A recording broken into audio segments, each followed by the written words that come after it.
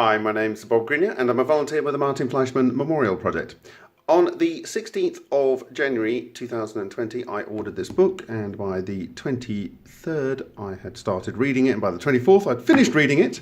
And this is Quest for Zero Point Energy by Moray King, and it's one of these interesting books, a bit like the work of Tom Bearden, where he essentially is going through his presentations that he's given over a number of years and essentially assembling them into a book. So you're seeing a record of progression. It's quite interesting because you see, so if I go, it was initially made in 2001 and then it was updated, I think, marginally in 2018.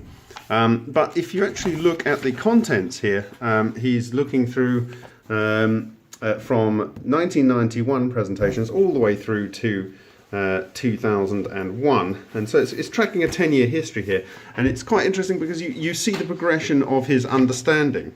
Now, what I found absolutely fascinating about this book is what he established from looking through many papers by many authors spanning many years.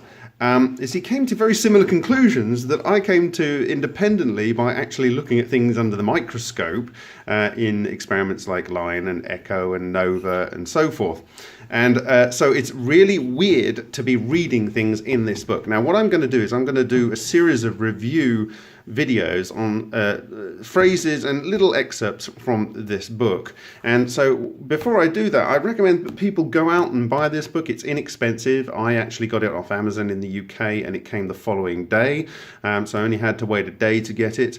And so that when I go to draw your attention to several things that are said in this book, that you can see how it correlates to things that we've observed together in analysing these various experiments over the last several years, and also how new information that has come since this book can point to some of the things that are not so well explained or understood in this book, and how we might have an understanding of how they all fit into the broader picture. So I am recommending this book, Quest for Zero Point Energy by Moray King, and I think people will be very happy to read this and see how it actually fits into the broader picture that is emerging.